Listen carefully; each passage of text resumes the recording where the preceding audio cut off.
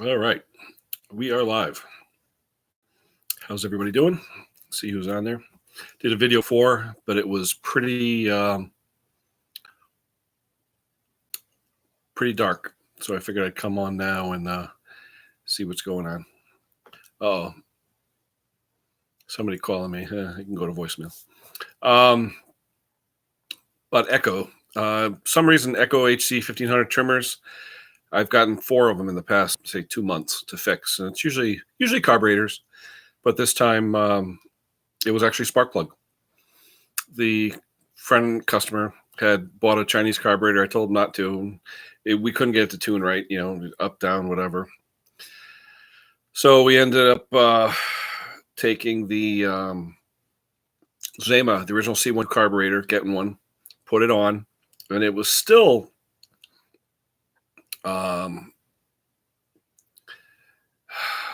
not tuning, meaning you would start it out at, say, 1 3/4 to 2 turns. First pull, boom, but it only started for a second, like it's missing fuel.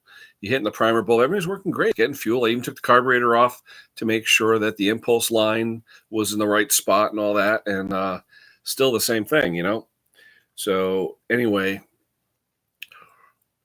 we decided, all right, let's check compression. So I checked compression, 100 plus. Okay, good compression. And I looked at the plug, and it was a Bosch plug, but it said made in China. And I'm like, are Bosch plugs made in China? I mean, it used to be Germany, it used to be West Germany. But I'm like, So I said, let me just throw a plug in there. So I had, I got my thing of used plugs. And I grabbed one out that was brand new, but it was a knockoff plug, not a torch, because I don't like the torch plugs. But I just grabbed a knockoff plug, threw it in there, boom, fired up, ran perfect. Took us about 10 minutes to get it. Hey, Nick. Took us a while to get the mixture right. Because on Zemas, for some reason, I don't know, Zemas don't tune like Walbros. Zemas, they seem a little more finicky than Walbros. Anyway, and I think Steel bought Zema. You can correct me if I'm wrong, Nikki, but I think Steel bought Zema. So they're still made in China. But hey, Mick, all my foreign subscribers are on. So greetings. Anyway, like I said, I prefer the Walbro over the Zemas. But anyway, oh, on the dark one? Yeah, I was in my porch and I just wanted to talk because, a guy stopped after work and he dropped, I said, why don't you stay? We'll see what we can do. Hey, James, how you doing, buddy? I said, stay for a few minutes. We'll see if we get this thing running. And it ended up being the stupid spark plug. I mean, even who knows if the Chinese carb would have worked, but I'll be honest with you, the Chinese carbs, once you hit 2.5 turns, backing them out, something's wrong. Somebody's texting me. Hold on.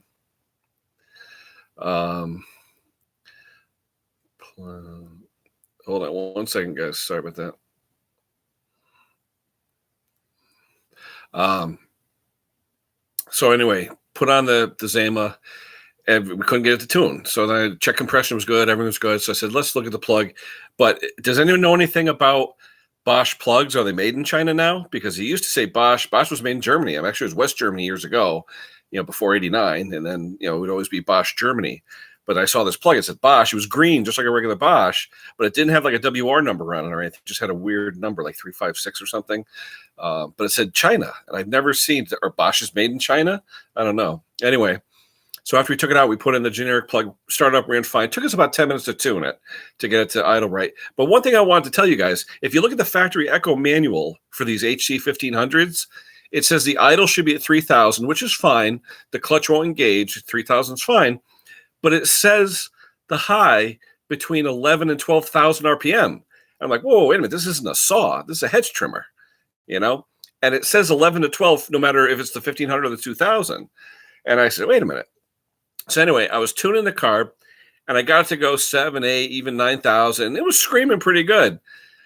I said, oh, I could go a little bit more. So I go a little bit more. Once I hit 10, the engine shut off. I see a little smoke coming out of the exhaust. Oh, crap. I hope I didn't blow anything up. So what I did, I just set it for 9. It seems to be humming along perfect at 9. Yeah, that's the same thing with me, Nicky. Zemas, for whatever reason, I don't know. They just seem not to work as good as the Walbros. I don't know. It's crazy. But anyway, I got the thing idling perfect at 3,000, and I got screaming decent at about 9. So giving it back to the customer. But the manual says 11 to 12, and I could get it there. But man, is it screaming. What the hell you need a hedge trimmer screaming at 11, 12,000 RPM? I mean, that's like a 346 XP number, you know? That's not a hedge trimmer. So anyway, so that's done. You know, I'm home this week on vacation. I said in the title, yeah, right, vacation. The honeydew list and all that stuff, staying in the house and other stuff like that. Cleaning the shop. I got probably 40% done cleaning my shop, so most of my tools are packed away where they're supposed to be. And I found some things, and I started fixing a couple things. So, you know, nice to be home for a week. It's supposed to be, yeah, James, Germany. I thought it was Germany. Bosch is always Germany, but this actually said made in China. So what we did was we took out a tester and we tested the continuity in the main pulse, main line going through. And I figured if it was a resistor plug, you'd see some resistance, or at least you'd see continuity. Nope, nothing. It was intermittent, and that's probably what was happening. You had some kind of short inside the lead, the main lead, and it wasn't getting spark all the time. So hopefully, yeah, it was weird, Nick. When I saw that in the manual, and I've done them before. In fact, I had one time that actually did tack out to about 11. It just didn't seem right. It just seemed like it was screaming, you know? Yeah, James, I never saw one with the word China on the side, but it was weird because normally they're labeled like W something on the small plugs. There wasn't a W. It was just a 3-digit number. So I'm wondering if they're knockoffs, if someone's pirating and doing knockoffs. You see that all the time. So, excuse me. But who else is here? We got Mick, Nikki, James. Oh, okay, that's good. It's not quantity, it's quality. How's that?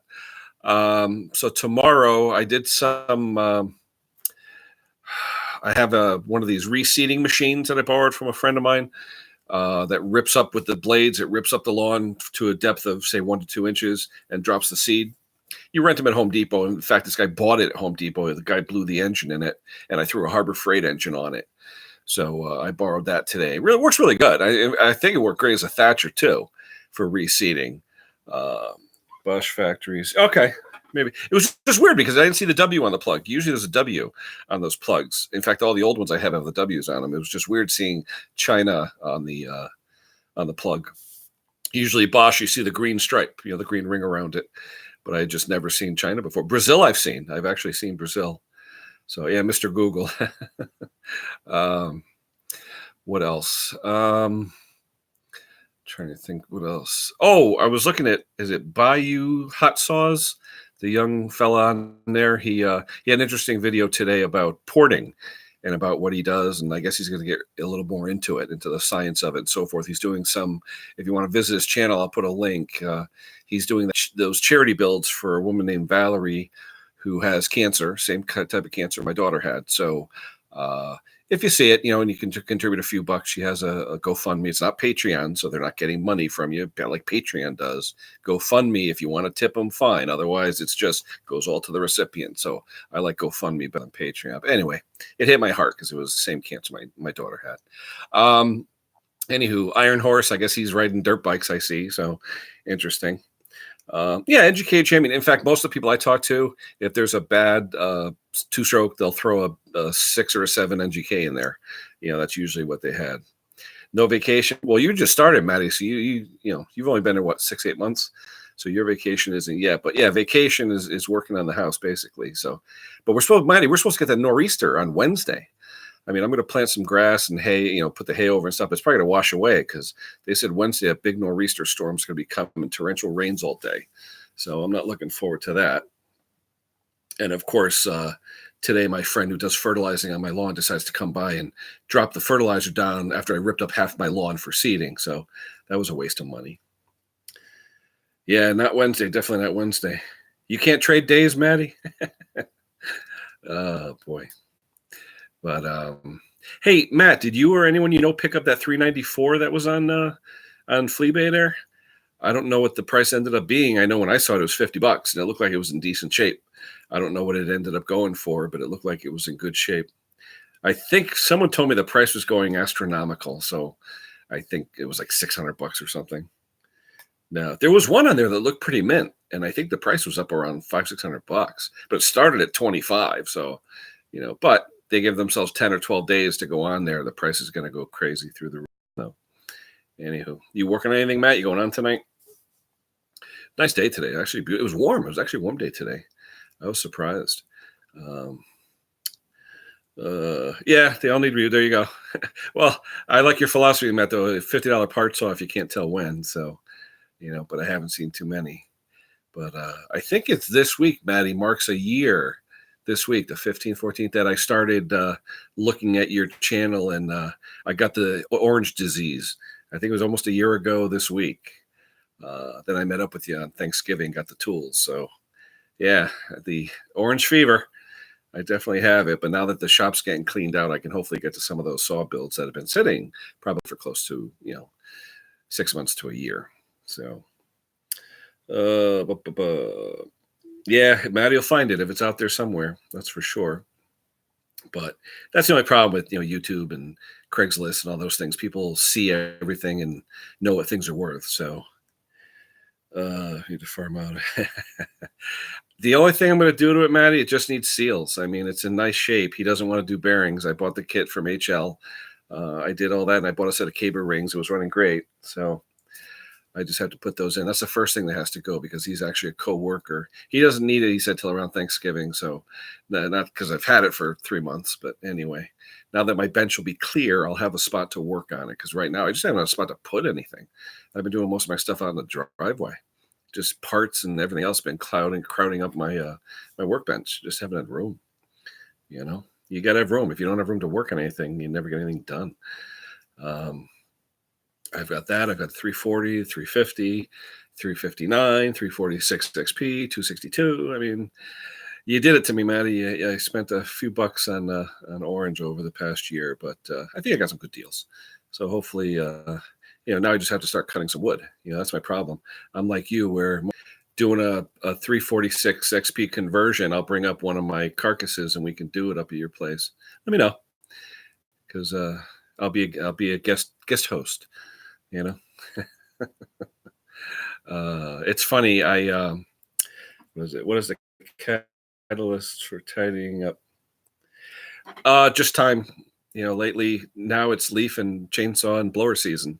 So every day for the past probably 2 weeks, I've gotten a phone call or an email or a text saying, "Can you help me? Can you help me?" And I never say no because it's quick money. Something as simple as a belt or a clogged muffler or carb rebuild or something stupid. I mean, like I said, it's quick money, so I can't say no to that. So basically every day for the past few weeks, I just haven't had time. But today, like I said, I wanted to get the lawn patches done so I can get seed on there. Shop, but Wednesday is supposed to be definite bad weather rain day. So Wednesday sounds like it'll be the shop day. So if I can get that 257 disassembled, I can definitely get going. But I meant to ask you, Matt, I have a friend of mine looking for a saw. He says he wants like an 18 to 20 inch bar saw. And I'm thinking to myself, I don't think he really realizes what he needs. He says he has a tree, it's like 18 inches or something. And a 16, 18 inch bar should be fine. But what I was thinking was, you gave me one of those conversion cylinder for a 350 conversion, and I know you'd give me those base plates or whatever, the adapters.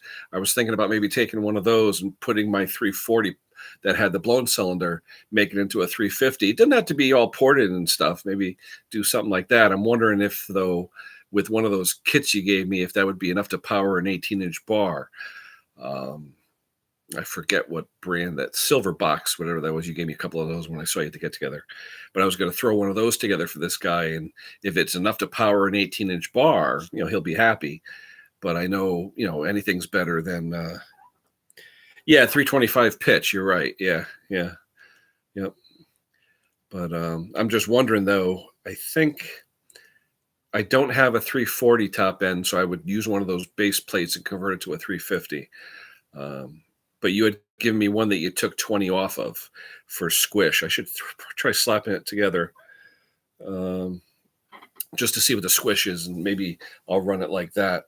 Anything, is better than he's looking at like home light saws and, cheap Home Depot, Lowe's things. I said, no. I said, what I got is fine, but I'd like to go through it, but yeah, Matt, the 350, did you cut with that yet? I know you had it running the other day. Did you end up cutting anything with it or what? On that 350, was 350 Warhawk you did, I believe. That was a pretty interesting build. I've been looking at some of your other 350 videos, trying to get the bug so I can get those things going. So, what do you got, Nick? Was that a 325 pitch saw? A bar and chain on it, Matt? Was it 320? Did they come stock with 325? I thought they came with 375s. I thought the 325 was stuck on a 346. A new one, especially the front loaders.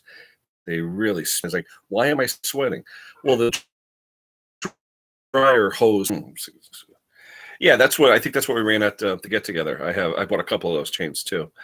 So, in fact, I owe you a drum for the one you lent me for the get together. I keep forgetting about that. I got to order some more stuff from HL.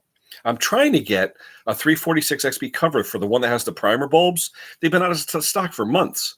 If anyone has one, let me know, because it is different than the other one dimensionally too. It's a little bit different. The one that's on there was the one that was just for the non-primer bulb saw, but it doesn't fit right. It really doesn't fit right. And an OEM one's $40, $45. I don't want to spend that kind of money. I mean, I don't mind spending a little bit of money, but I'd like to try an aftermarket one. But HL's been out of it for 6-8 months since May.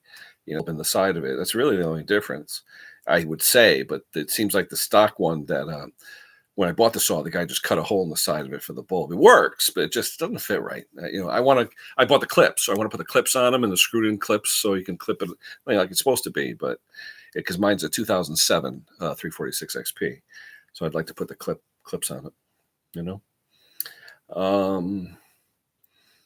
What else is going on? I'm trying to think.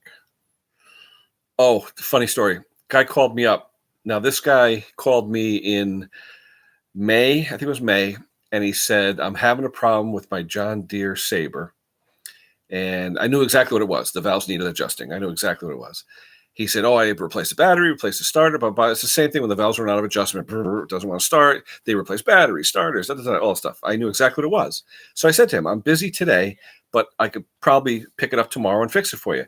He said, well, I was hoping you could do it at my house, And he goes, I have another guy in Fairfield, which is one town down, that I'm thinking about having do it. I'll let you know, he says. What do you mean let me know? Either tell me to do it or not. I didn't hear from the guy. Okay. And the ironic thing is I coached his daughter, who played softball with my daughter years ago. And I coached the team or assistant coach, whatever. And the guy seemed like a nice guy, but my daughter says he's a pain in the butt. Anyway, so I went back and I saw this message saying, this is the guy that said, he'd like me to do the work, yet he was going to give it to somebody else. So I said, you know what, screw it. And I deleted the message, and that was Friday. So I get another one today. I don't know if you got my message, this and that, whatever. I'm so tempted to text back and say, call the guy in Fairfield, see how he did it for you. Because in his message, it said, well, the guy in Fairfield, tuned it up and yada, yada, yada. Well, what did he do? Obviously, he didn't adjust the valves. So that's why I like when you're doing business for yourself, you can pick and choose. So this one I'm choosing not to pick. How's that? Anyway, let me read some of these things. Just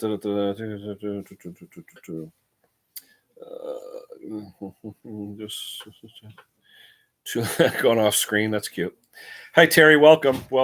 Missouri, Missouri, or Missouri, the way they say it. How's the weather down there? Anyway, it's a beautiful day today. 70s, real nice. Actually, pretty warm. Nice, bright and sunny. It's gonna be nice tomorrow. Gonna have big nor'easter rainstorm coming in for Wednesday. So, what you up to, Terry? What you working on, or what are you into? Because the people on here, a lot of them are chainsaw guys, all small engine type people, but mostly chainsaw. I encourage you to visit Matthew Olson's channel. You see Matty on there. Click on his icon. Phenomenal videos, bolt for bolt, when it comes to chainsaws. So click on Matty Olson's. Nikki Walsh as well. He's got some great videos too. And say hi to our friend James Faust, who's always around to say hi to everyone. Let's see. And people, I keep telling everyone, I got the 1,000 subscriber contest. It's going slow, 127 right now. Once I hit 1,000, I'm giving away a DTI TT20K tack, $100 value, great tack. Just used it this afternoon on that HC 1500 thing. I will, in fact, I know, Maddie, you like the sound. I know you do it by sound, but on this saw, if I did it by sound, I would have been 5,000 RPM lower than what they recommended. It's just the way it sounded. So I always recommend using the TAC just because when it comes to customers' equipment, I don't, I do a lot, every day for different customers, and I just want to make sure. No big deal. JMS thread. Which one's that, Maddie?